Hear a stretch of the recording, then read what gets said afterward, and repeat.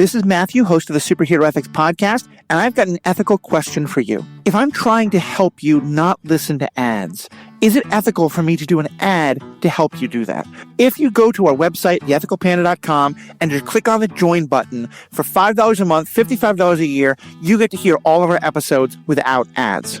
Was I ethical in doing this? Let me know.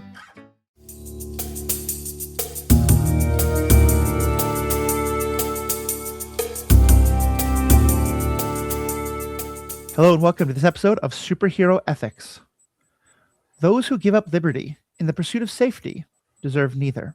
Now, I've probably misquoted that, but that idea comes from Benjamin Franklin, and it's at the heart and soul of the book The Price of Safety by Michael C. Bland. It's a science fiction book set a couple of decades in the future where surveillance is everywhere and you're safe right up to the point where everything comes apart. And I'm really lucky enough, often I'm talking about the work and we're wondering, well, I wonder if the author meant this. I wonder if the author meant that. It's actually easier if we just talk to the author directly. And that's who my guest is today, Michael C. Bland. Michael, how are you doing today? Matthew, thank you for having me on. I'm doing well. My pleasure. My pleasure. Now, as always, I want to encourage people to engage with the material we've had. So if you want to pause this, go to your favorite bookstore, either online or others. I'm always going to recommend bookstop.org, but whatever it's, or bookstore.org, whatever it's going to be. But if you haven't, don't worry. We're going to fill you in. We're not going to spoil all of the plot, but we're going to give you the basic ideas because we want to talk about the main questions it raises. And so before that, though, Michael, just a little bit of introduction. Tell us a little bit about yourself and kind of how you got started as a science fiction writer. Again, thank you for having me. I have been writing on and off for a number of years. Back when I was 10 years old, I wrote my own comic books. I created 3 comic books and drew them and everything, which they weren't very good, but showed my love for writing, telling stories. And I've always been a science fiction nut. My father had a whole bunch of science fiction novels throughout the house, so I grew up on those. And then more recently, I decided to actually get serious about it. I took classes at the University of Iowa Summer Writers Workshop. So any authors out there or wannabe authors, I highly recommend going to the University of Iowa for their summer workshop. Nice. And then I started to develop the story that became the Price of Safety. And after working on it for a couple of years, I was able to get it traditionally published by a publishing company called World Castle. It ended up being a top 10 Amazon bestseller for dystopian. And it's won a number of awards. And actually then that led to the second book, The Price of Rebellion. And then the third, The Price of Freedom, which just came out last year. And between the 3, they've won a total of 15 awards, including Best Science Fiction Novel. Thank you. Best Science Fiction Novel of the Year by Indies Today for The Price of Rebellion, the second book. Wonderful. Wonderful. Yeah, and I've read the first one. I've skimmed parts of the second and third. I'm looking forward to those. We'll mostly just talk about the first, though. And like I said, there's going to be some spoilers here, but we want to mostly talk about the questions. But so that people can be filled in a bit, let me try and give the author himself a brief summary of his own work, and you can tell me where I'm wrong. Our protagonist is a guy named Dre Quintero. He's a scientist, an inventor. He's done a lot with, as the book opens, he's helping to promote a new power source that's hopefully going to revolutionize the world. And we come to learn that he also has been a key player in helping to design the security systems of the United States of, I think it was 2057. Is that correct? I'm terrible with numbers. 2047. 47, thank you. And in this world, security is, surveillance is very, very high because, of course, that's what keeps people safe, right? Is if you can watch everything. And there's, it's interesting, I don't know, did you watch the Copenhagen test? Not yet. I plan to. Yeah. So I hope there's no lawsuits that come out of it because it has a very similar idea in some ways. But understandably, there's all sorts of surveillance in this world, including even that your own brain or your own sight can be hacked into or observed through all sorts of technological means. And Dre is perfectly happy in this world. He helped design it. He's convinced it helps keep him safe, right up until the point where he gets a frantic call from his daughter that her boyfriend is dead and she's in trouble. And first the story is that he attacked her. As it comes out, it looks like at first he's concerned that even though he's convinced she's innocent, that she might not look that way to the surveillance state. And so he has to help cover up her crimes. And then as the story goes on, we learn more and more about that she's kind of in this web of rebellion against the surveillance state. And he gets kind of sucked along on this great series of adventures that include his whole family. and wind up through the course of it really forcing him and forcing us, the author, to ask, what is the price of safety? How much is it okay to give up, and how much can these kind of powers be abused? As well as some great questions about family loyalty, and where does loyalty to your family allow you to break the law even when you do think it's just, or put yourself in danger, and all kind of things like that. Did I kind of cover the main points there? Yes, you did. Good job. So what was the inspiration for this particular story? I was inspired actually when I was living in Chicago, and I was on the L one day on the subway, and I realized every other person in the car just were staring. They were staring at their phone, Right. and I could have just started taking my clothes off if I wanted to. No one would have had any idea. Yet at the same time, there are cameras in the ceiling of the car. So while no one is watching, someone is always potentially watching. Right. And so in that vein, that started me thinking, and one, realizing how we've all just gotten really comfortable, or at least accepted, security cameras everywhere. Yeah. Walk down almost any street. I read a statistic that in London, the average person is caught on video 338 times in the course of a day. And that's, in a way, as you're saying, there's that security safety factor, but then at the same time, if there's someone that you care about that is in trouble, how do you protect that person in this world that is becoming even more monitored, more watched? How do you avoid that? And then with this kind of level of power and ability to watch everybody and track everybody, who are the people behind that power, and what is their end game there? Right. Right. And how much does that then become just to keep themselves in power becomes the goal? Well, that's the risk. Absolutely. Yes. One thing I was struck by as the story was going on was the sense of paranoia that you develop in the protagonist and in all of the characters who are on the run. And I was struck a lot by, it's been years since I read 1984, but one thing I remember from that book was the idea that it's not that you think that someone is watching all the time, it's that you never know who's watching when. So you kind of have to act like someone is watching all the time. And that because in the world you create, some people have their optics, monitored and some don't, but you have to just assume everyone does. And you can never trust, like, can your own family look at you? They have to look away who is going to betray you and who's not. Exactly. And especially the more and more that surveillance systems are hooked up to AI, and where it's able to notice things that are out of the ordinary and things that might trigger a concern, to show it to the higher ups, who's actually now going to look and see what this issue is. It's becoming more and more where you have to, as you're saying, you have to act and be expect that you're being watched. And there's also, they can always then go back on the data and check back then, oh, well, this person's being suspicious here. What have they been doing the last few days? So even if you have been under someone's radar for quite some time, you could trigger something that then will follow back to what you've been doing and then build that case against you and really make you a mark. Right.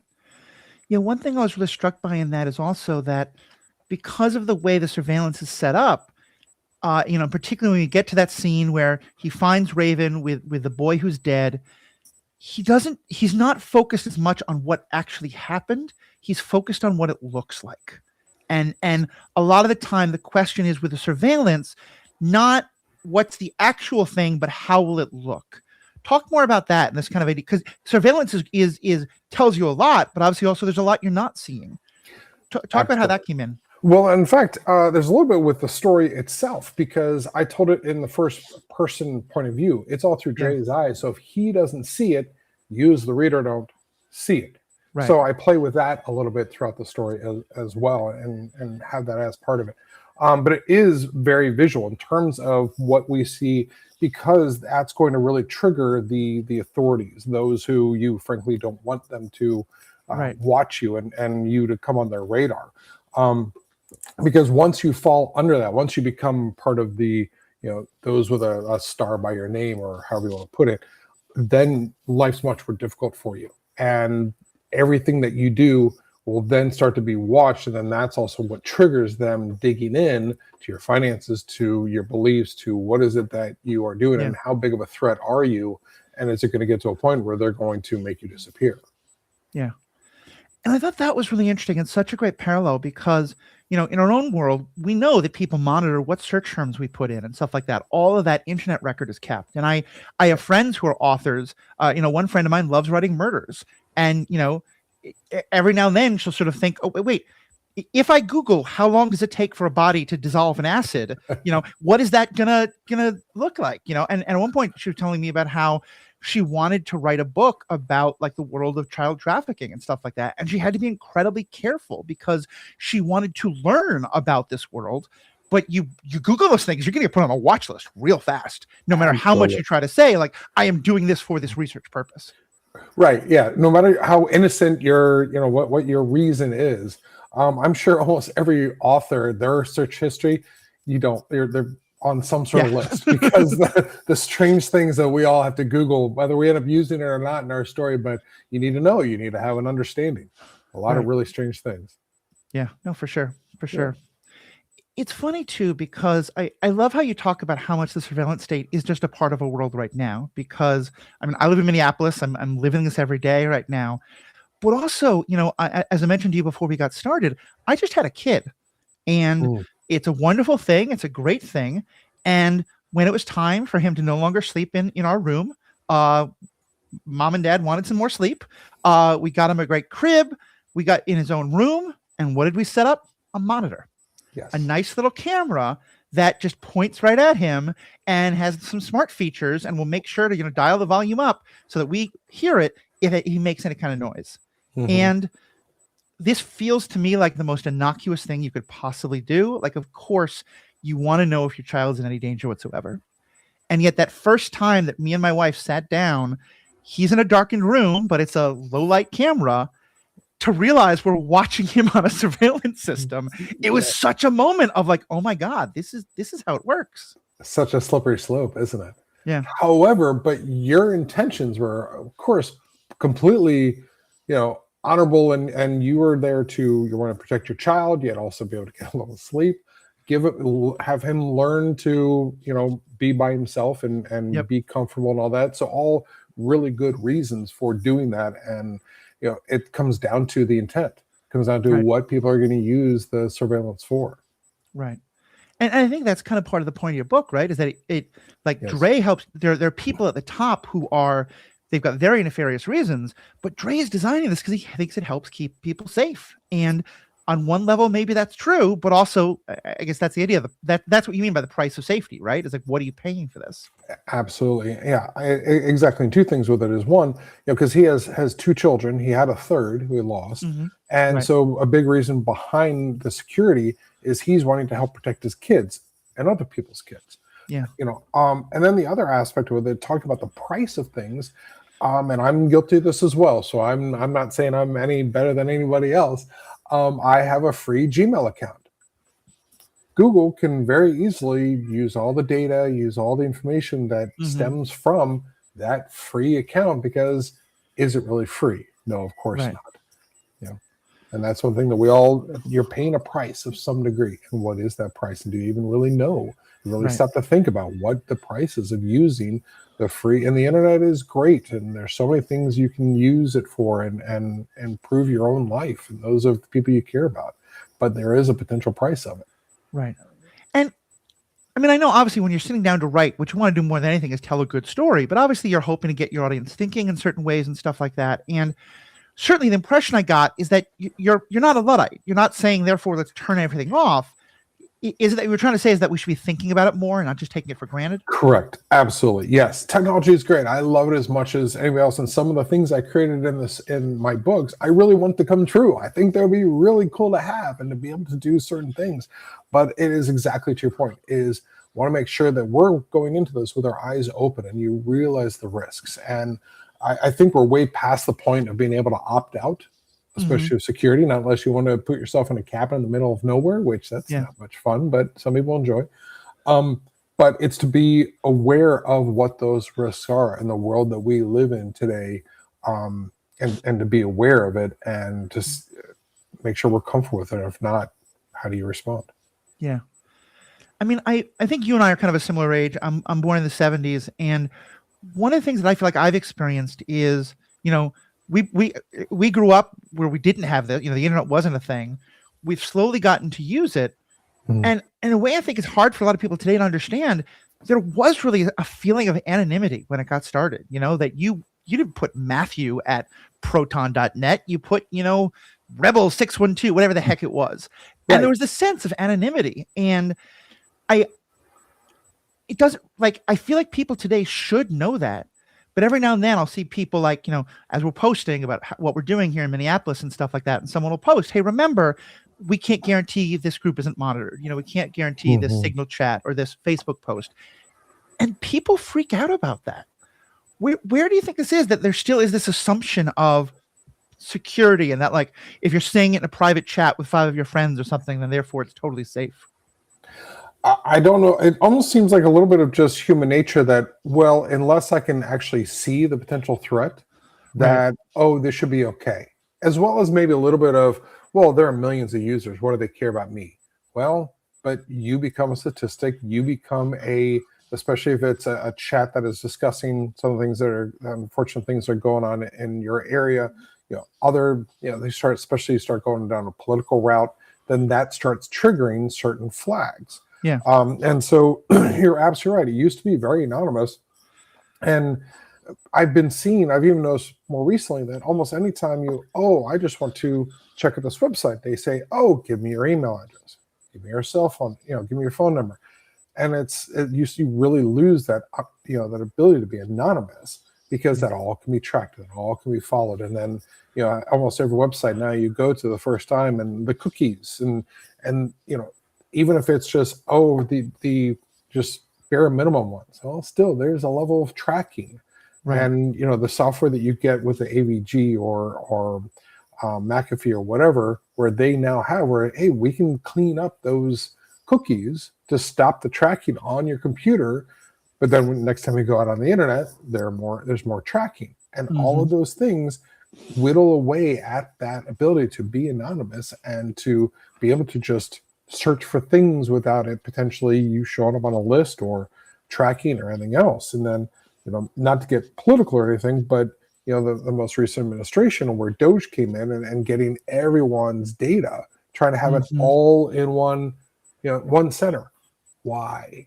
What was the reason? Yeah. And what's going to be the impact, the ramifications down the road of that? And I don't have that answer, but it should be a big cause for concern. Yeah. No, I mean, I'm glad you reached the politics conversation, because one we definitely talk about here, and I want to keep the focus on your book. But I think it's an interesting question of this first book was written, what, 5 or 6 years ago? First one was actually written in 2018, 2019, and then it came out early 2020. I mean, I have to wonder, kind of, you were ringing a bell about this 6 years ago. What's it been like over the last 6 years, kind of watching as, like, the future you're predicting is, obviously we're not anywhere near that point. I don't want to be alarmist, but clearly the surveillance state, as you just said, has continued quite and increased, not just under this most recent administration, but certainly under this most recent administration, and certainly in other parts of the world as well. What's that been like, kind of like seeing the dystopia you create in your mind kind of coming true a little bit? I have to admit, it's a little bit of a weird feeling, because a part of me is really concerned, because I certainly don't want to create us to reach the world that I created, but a little Mhm. bit of maybe I kind of was right. I kind of started Yeah. to see, and I try to make the stories as realistic as possible. And I've had members, I've had my wife look at me and go, okay, this is getting scary, because we continue to see things that were in my books. In fact, okay, here's a really quick aside. So, one of the pieces of technology that I envisioned for the books is called a DNA scanner. Right. Because we all shed dead skin cells and dead hair follicles. Well, in my book, that machine sucks those out of the air, run the DNA, and identify you. Mhm. A month after my second book, The Price of Rebellion, came out, a company in California announced they created that exact technology. Yeah. So, very freaky moment when I read that. And I'm guessing you didn't get any copyright payment, did you? Of course not. No, I'm still waiting for a check from them. And of course that company was, well, we'll put those machines on hiking trails, so if someone gets lost, we can identify where they were. Yeah, sure you are, but other people may use that same technology in other ways. Well, especially because I think right now, if you think we need to get away from cameras, we need to get away from, listening devices, where should we go to maybe talk about how we feel about what's happening? Let's go on a hike. Let's go, Right. that's one of the first places I would think of, to not right now in Minnesota where it's, colder than Hoth, but Yeah. at any other time of year. Right. But then they can track you, and then that starts where you're now on another list and what's going on and who you meet and Yeah. all of those things. Yeah. It's funny, another podcast I'm doing is called the Marvel Movie Minute, where we watch Marvel movies minute by minute. And we just started doing Captain America Winter Soldier. And I remember the first time I watched that movie, I really enjoyed it. But I thought, oh, come on, a government that was putting people on watch lists and saying these people are un-American or are not worthy of being American or not worthy of being here because they have the wrong idea. Come on, that's never good. And I watch it today and I'm like, oh, okay, well, you were right. I was wrong. I guess you're kind of in the same boat. Yes, exactly. And it's concerning. I don't have any answers, but it is definitely concerning. Well, and one of the things that I think I like most, because again, it really hits home, is, I'm, as an, I'm using this as an example to get to your book, but like, I'm part of groups where a lot of people are saying, we hate what's happening. So what do we do? And in part because they don't know what they can do, but also because they're not sure what is actually physically safe for them to do, and what are the risks they're willing to take. And I want to get to the family part more specifically, but one of the, I think, the most interesting parts of Dre's journey is, he first finds out that Raven is part of this rebel group, and his answer is no, you can't. Even as he starts to think maybe she has a point that what they're fighting against is bad, it's his daughter. He doesn't want her fighting. And by the end of the book, spoilers, but if you've read science fiction, you probably know where this is going. He and his daughter are a lot more connected with the rebellion than he would have wanted.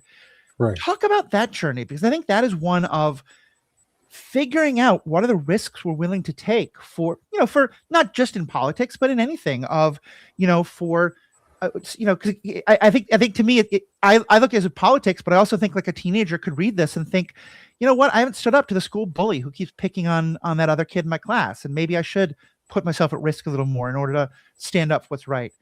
Talk about Dre's journey in terms of coming to be more willing to take risks both for himself and for his daughter.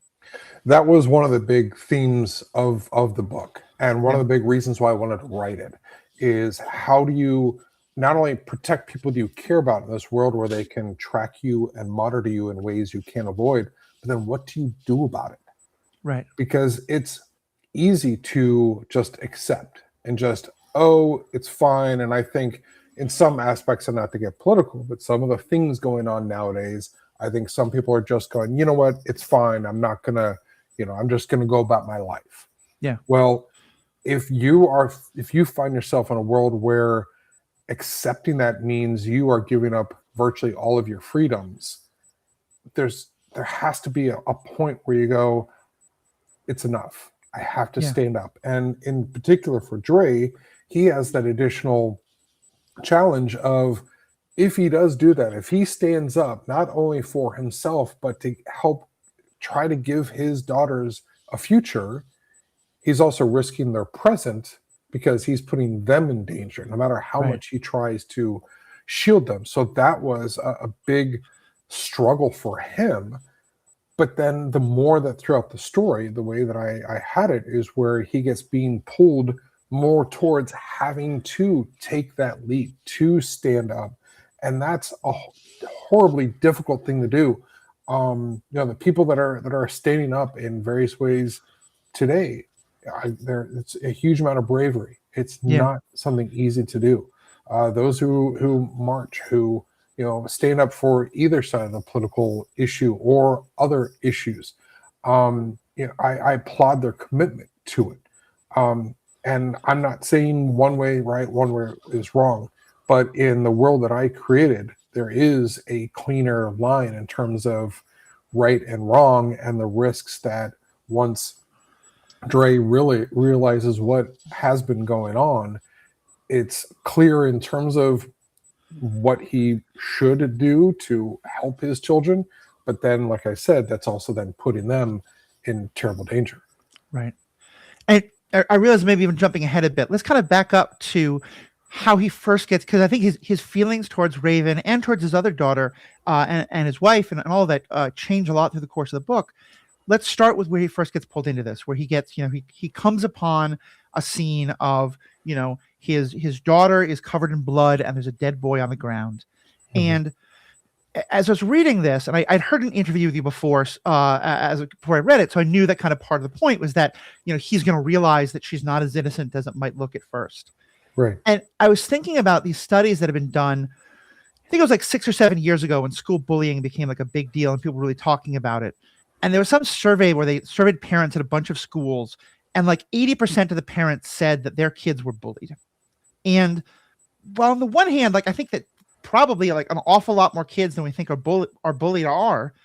I also was sort of thinking a lot of these parents, their kids are probably doing some of the bullying as well, and yes, people can be both bullied and be bullies, but it got me thinking about this idea of like, as parents, we never want to accept that our kid might be the one who's doing something wrong. We're going to look at something, we're going to assume our kid's the innocent one.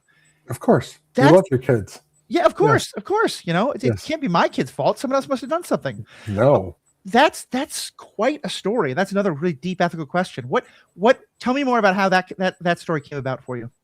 Well, I wanted to put them in a position where he had no choice but to do what he thought was right in order to help get her out of the situation, and especially because he helped create this surveillance state, and with the best of intention. And that's one thing I really like with the characters, and what I tried to do is no one's black and white. No one is perfectly good, perfectly evil. The bad guy has layers, the main one, and he has his own struggle that he's trying to do. And with that is everyone thinks they're the hero of their own story. Yeah. Right. Just like you think your kids are going to be angels, or at least they're good kids overall, maybe not perfect, but they're good kids. Every bad guy, they think they're doing the right thing for the right reason. So in that vein, that's how I was approaching this story. And I thought it was very interesting. I thought it would be more interesting as a writer as well as a reader, to have someone who is not as black and white, and especially someone that his daughter, that she's old enough. She's 19. She's an adult technically, and so she has a level of maturity that she knows what she's doing is not on the up and up for her own reasons, though. Now she thinks, again, she's a hero for her own story. She thinks that she's doing things for the right reasons, and it's absolutely unfortunate what happened with Trevor, with the boyfriend at the beginning of the story. But it was an accident, but her underlying reason why she's even there is not so innocent. Right. Yeah, and I think that's watching his journey, because I think it would have been easy to just have like one single moment where he figures that out, but instead you see it's this process, and it's interesting because it kind of goes up and down, because at first it's like, oh, she's innocent, and then he's like, is she just a flat out murderer? And there's this other guy involved, and she just killed one guy to be with another, and then it becomes actually this other guy is recruiting her to be part of this rebel group, the Founding Fathers, and so and I got the sense these sort of like, is it better if my daughter is an idealistic terrorist or a murderer? Like, I think, and he comes to sort of see maybe the idealistic terrorist is maybe better because one terrorist is someone else's freedom fighter and stuff like that. But it's still, it's fascinating to see him go through that journey. Thank you. I definitely wanted to have this struggle and this journey, because also it's a big leap where I have him from the beginning of the book to the end of the book. If I tried to, in my mind, speed that up, I didn't know if it would be as believable. Right. So I really wanted to make all of it believable. I've read a number of books, and I'm sure you and your listeners have as well, where you're reading a book, you're like, okay, I'm liking it. And then there's some leap that the author does that suddenly go, yeah, no, the author went, I don't buy that. Yeah. And I really try to avoid that in all three of the books, because otherwise, to me, it takes you out of the story and you lose something. So I really try to make it as believable. So his struggle and his journey, I try to make it as realistic as possible in this world that is, while as realistic as possible, it's also not the world that we live in. So it was that balance throughout it. Well, and my sense was that you're kind of creating her, and Jax is the guy she's I guess is her actual boyfriend, despite what Trevor thinks. Yes. Yes. But it's also her entree into the freedom fighters. And we do learn that, like, while Jax has genuinely fallen for her, he's kind of like, she thinks that she's this big important rebel. Really, they're just kind of using her to get to her father, and kind of using Jax as well. So you've got this like fun little Romeo Juliet thing there going. Yeah. What my sense was that it kind of like what winds up happening is that she gets established as like the other moral pole. That if there's I'm willing to sacrifice safety. I'm willing to sacrifice safety for. I'm willing to sacrifice all of my freedom for safety. She's I'm willing to completely put everything on the line in order for freedom. And that's kind of what I liked how it started to wrestle with the question of, is she right? Are this rebellion group right? The next book is called The Price of Rebellion, so I'm guessing it's a question you've given a little bit of thought to as well, right? Absolutely. And she was more of she's the idealistic one. Yeah. She is the one that it's all about idealism. Of course, she's a younger individual. So, when you're younger, you're more idealistic, right? But she also really wants to make a difference and help those who she feels that can't help themselves. And so they each come at it from a different angle or a different position, and where they both end up during the journey they both take, coming to kind of the same end spot from a different point of view and different reasons. And as you mentioned before, there was a third child. My memory of names is awful. I apologize, but I think Adam was the Adam. And he died fairly young. And we're not going into too much of the details later in the book, but obviously something terrible happened.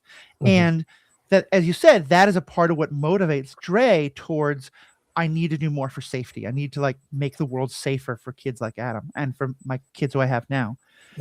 That also really struck me because, I think that a lot of times we start making these sacrifices when we've suffered a great loss, and this is everything again from America after 9/11 to, if one partner cheats on you, guess what? You're a lot more likely to wonder, what are they doing when they stay out an extra hour at night, and that, of course, that sense of loss being a part of what, and of trauma being a part of what motivates you to want more safety. Talk more about that, kind of how that, what was your thinking on that question? Well, it was definitely a very important part of both Dre as well as his marriage. Right. Losing a child, and unfortunately, luckily it never happened to me, but some of the things in my own past, I could relate to it. And it's one of those things that you never completely get over. You never completely, it changes you. It forever will change you as a person, and how you, just as you had said with, if you get cheated on, you always will wonder with your spouse. Yeah. So that was definitely part of what I wanted to explore a little bit and have it as part of the driving force and the motivation. He has 2 daughters who he loves tremendously. But then there's also been friction as a result between him and his wife, and the struggle, how they also handled that loss and reacted differently, and their own past. Because you could have the closest marriage, but a trauma like that, each person is going to react potentially in a different way. And do they get back to each other? Is the marriage done completely? What happens? And so that was one of a subplot that I had with it that does have ramifications, as you know, in the story. But that was something that I thought was really interesting to not only help give the motivation and the reason why Dre does what he does in terms of creating this surveillance network, but then what are the ramifications, and still echoes even years after they lost their son, and what the echoes are still later on. For sure. Yeah. And it's, first of all, just to know what you're talking about, I completely agree. I used to do a lot of counseling for couples who are going through some kind of reproductive loss. And one of the things that I found is that the divorce rates of couples that have had infant loss or young child loss just absolutely skyrocket. And a lot of the times it's because there's a feeling that together you've experienced this terrible trauma.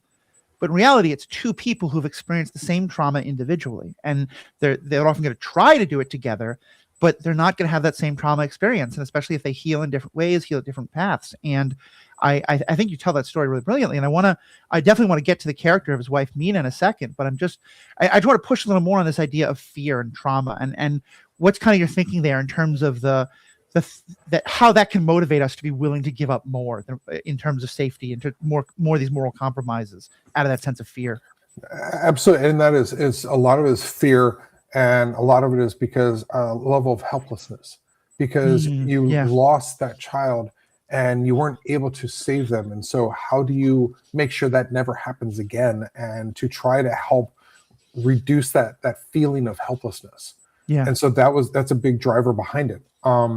And so that was, I thought, very interesting, because especially this is a sci-fi-ish story. It's not, there are no aliens, there are no spaceships, but it is in a science fiction, it's in a futuristic, near future world. And one of the things I really wanted to explore with that is, and just because we're 20 years in the future, or however many years, whatever the science fiction story is, there's still family, there's still loss, there's still emotions, there's still those interactions and those ramifications. And so I thought it would be really interesting to have that story within the science fiction genre. And I think that's so essential. I've said beforehand here that what I love most about science fiction is when it says we're going to take a problem that people today deal with, put it in a totally different new situation, but still ask about the same problem in a way that people today can relate to. My mother used to watch original episodes of Star Trek with me, and that's exactly what we would do. And I think, I love stories that do that. And it's funny to me because this is not true science fiction by any means, but my first real kind of entree into this world was Star Wars. From a very young age, I was watching. My mother would say that A New Hope was my babysitter. She could put it in the Betamax. That's how old I am, Betamax. And walk away to the other room or whatever, and know that I was going to be glued to that TV. And one of the things that's always struck with me is that idea that like fear leads to anger, anger leads to hate, etc. And I look at that today, and it's everything from the friend of mine who's gotten badly hurt by one relationship and is now having such trouble, wanting to like know what their partner's doing at every time, all the way up to, well, now we need to know every single thing about people who go on airplanes, or, whatever it is, or why can't we just identify this one group and say, if all Muslims or all people in this country or whatever stay out, it's like you said, it's the reaction to helplessness is now a desire to have more control. And that leads to that desire for control is where so much of these problems happen from. Not to mention that then that desire to learn more and to watch more and all that, then that starts taking over your, a large part of your focus and your activities. And so then are you really healing and getting better from it? Or are you letting your fear and your trauma and what you struggled with to consume you to a degree? Right. And I think you give a good example of that. Big spoilers for a major major plot thing that happens about halfway through the book. If you want to pause again, go read the book. Because as you said, him and his wife Mina are having these very different experiences of their son's loss. And the villain you introduce is this guy named Kiernan, a secret agent, in the best traditions of all the things that can mean. And he's offered a deal, come and help us take down these rebels, and you and your family will be totally safe. And Drake can't do that. He can't bring himself to do that, in part because he doesn't trust them, but also because he seems to think it's wrong. But Mina does. And Mina betrays them or at least in Mina's mind, she keeps the family safe because that's what matters most. And of course, he's against that, and it winds up getting their other daughter killed, Talia.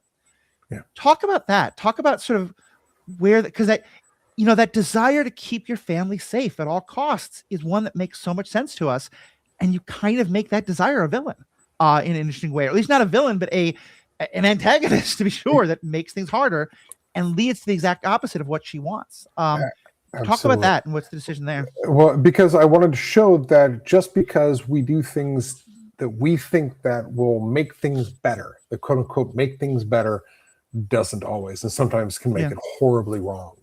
And while everyone might have the best intentions, and Mina had her reasons for doing it, which I go into in the book, it's be careful of what you think you want. Right.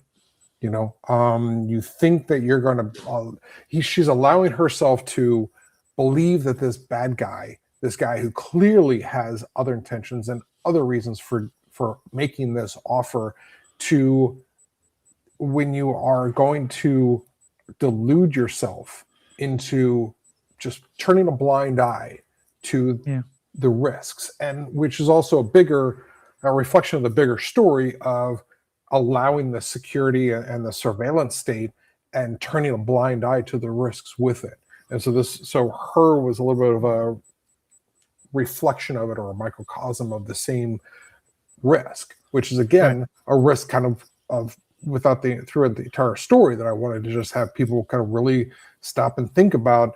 Do they want to accept this state of where anyone can watch you, anyone in power can track you, trigger you, or identify you as someone that might be a risk, or someone that is different, or whatever that issue might be, and then what's going to be the consequence. Right. No, and it's really well, and I really appreciate that, because I think, do you know the phrase "leopards won't eat my face"? No. So it's a phrase that gets tossed around a lot in liberal lefty circles, but it's talking about the idea of those folks who will say, well, yes, I know that like this group, that they target all those other people, but they won't hurt me. I will be safe. And as we've seen, a lot of people who voted for this administration and now are being hurt by the tariffs or hurt by things like that. And there's some cruelty in it, I'll admit, but there's sort of a sense of, the mocking of it is you were convinced the leopards wouldn't eat your face. You were convinced that you would be safe if you collaborated, if you helped out. And that's not just limited to this administration by any means. That happens in all administrations. Of people course. will often convince themselves that even though this group is fundamentally untrustworthy, I can trust them. They will be good to me. And it never works out. And that's very much what I see there in the Mina story, is how that danger of convincing yourself, despite all evidence of, because again, I think it's a kind of control. It's a no. If I trust this person, then everything will be okay. Yes, and there's also that element, also manipulation from the point of the bad guy. He knows what buttons to push with her to get what he wants, and she lets him. She lets herself believe the spin that he gives, and with horrible consequences. Right. And I don't want to spoil anything, but I will ask: does she appear again in later books, or is she kind of written off, or should I just leave that for when I start reading more?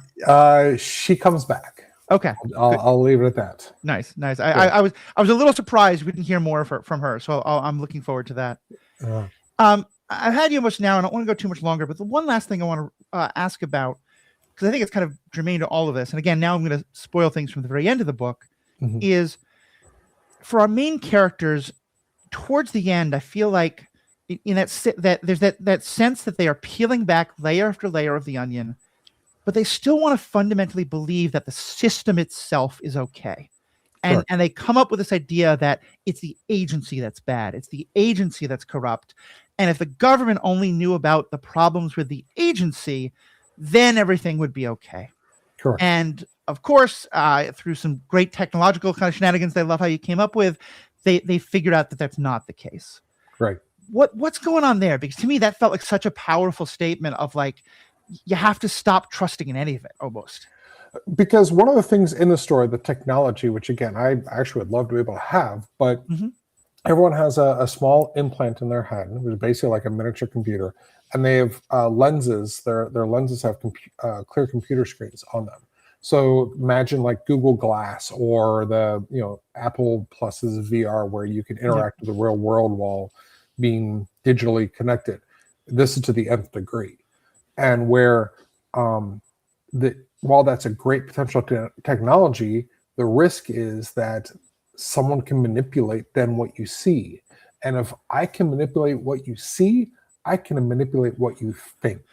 Right. And that again goes to, are you allowing yourself to be manipulated in ways that if you really stopped and paid attention to what was really going on, you might not be. And unfortunately, and I'm as guilty as this as anybody else, being busy, being distracted, having your own concerns, your own issues that you're working on. But if you don't keep your eyes open, Right. wide open, then there's a risk. Yeah. And I wanted to reinforce that and to then take this technology to what I felt was kind of a logical conclusion in terms of now you're letting everyone letting others have access to everyone and to that technology and to be able to link into it. And what would you then do with it? Right. And that's such a powerful idea. This idea of if you can control what people see, you control what they think. We don't have it directly into our brain, but between social media and regular media, we certainly have something close to it. Right. And even just like, you're talking to a friend, they're telling you about the problem they had with their boss. You're hearing that friend's version of it. You're not seeing the other sides of it. And yeah, support your principal and screw the bosses, but you know what I mean?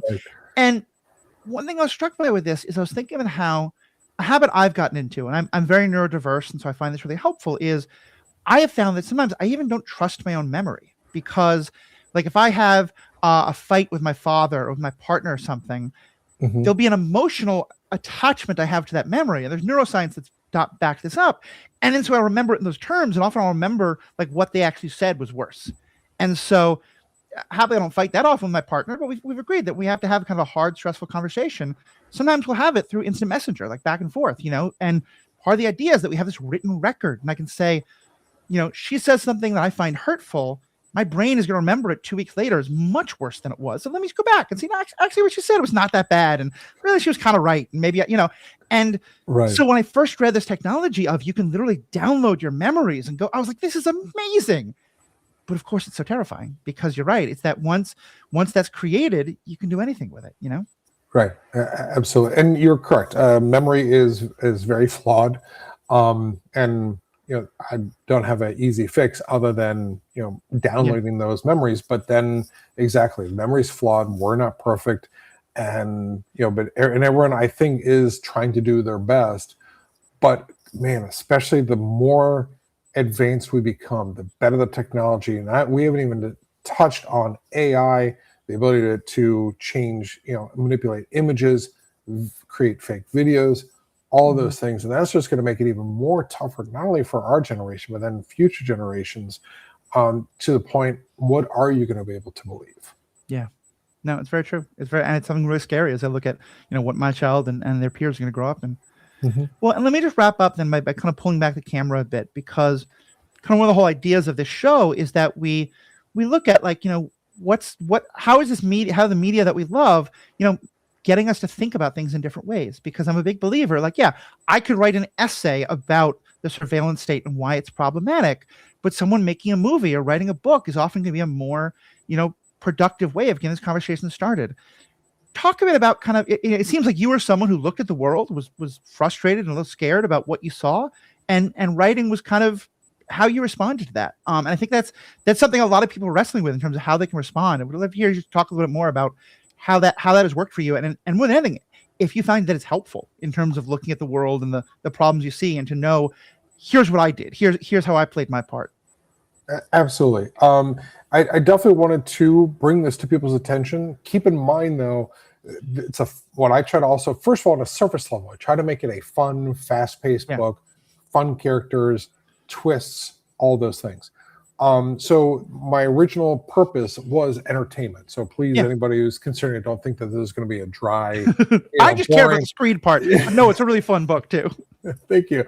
But having said that, yes, this is definitely something that was clearly very important to me and very concerning to me, because myself, I started out realizing I was not having a hang up over all of these cameras and surveillance and everything that's around, and using the free everything on the website, on the internet and Gmail and everything else. I was as neck deep as anybody else. And so it was partly for myself a little bit of a wake-up call of, hey, I need to be aware of myself as well as for others. Is this the kind of world that we want to live in? And to really try to be very aware of it. And I know there are ways to potentially avoid it in the future as technology gets worse and worse, or more and more sophisticated, let's say that, more prevalent. But that's definitely going to be something that I think that needs to be continually addressed. And with my story, as well as others, I write about this type of topic and this kind of issue, so that more and more people are aware of it and can start to push back if they don't like where this is going. Well, and that's what I really wanted to that's really why I want to ask that question, because I think kind of we talked about in the book, in your own book, but today a lot of people feel very powerless, and that's, I think, on all sides of these political and spectrums, and all of it is not even political. It's just about what's happening at their workplace, what's happening in their family or whatever. And I think there's lots of things people can do, and there's people out in the streets, and there's people working in politics, there's people working in advocacy. But also, and I'm not an artistic person, so it's not me, but every time someone says, I see this and I want to write a book about it, I want to write a poem about it, I want to do a painting about it, or create art, or, a song about it, it just, to me, it is just one more great way of bringing attention to this. And so I want to thank you for that, and kind of use that to, talk to our listeners and say, hey, it's you don't have to be out in the street. There's so many things you can be doing. And if you're creative and this is the kind of thing you can do, please do, because we need more works like this. But also, put a good story in. Put the personal in. Put some great chase scenes in, because there's a lot of chase scenes, and there's a lot of stuff about dark matter, which I don't know anything about astrophysics, but it was still kind of, it was a fun little science fiction thing. So fantastic. Thank you. Thank you for that, enjoyed it. So for people who are like, well, I want to pick up this book, they're going to read the book. They're going to read the Price of trilogy, which is all three books. It's Price of Safety, Price of Rebellion, Price of Freedom, correct, I believe, right? So where else though? Do you have like a blog, a podcast? Reveal yourself in terms of where can we have surveillance on you to follow what you're up to? The best is through my website, which is mcbland.com. So very easy. Also available on Facebook. I'm on Instagram. You should be able to link to me from my website. Also, the books are available in Audible, as well as print and ebook. Oh, awesome. Amazon, Barnes and Noble, bookstore.org, all kinds of places. So it's out there in every format that your listeners will like. I right now I'm spending a lot of time with a baby in my arms, so I can hold a Kindle and read pretty easily. But there's a lot of times where I'm mostly consuming books on long drives, or when I'm washing dishes, or sometimes when I'm folding a lot of baby clothes. So or changing diapers. So knowing that's on Audible as well is just so great, because I think it's such a great way to consume these books. The guy who did it, Andrew, he did a fantastic job. My publisher found him. He did all three books. Did an incredible job. So highly recommend the Audible version. That's great. All right. Well, Michael, thank you so much. To all of our listeners, thank you all so much for tuning in. Please let us know what you think. If you read the book, especially, send us your thoughts. What are your thoughts on the surveillance state? I hope you don't have Elf on the Shelf, but what do you think about that? That's another part of the surveillance state. And most importantly, may the force be with you. Matthew, thank you for having me on.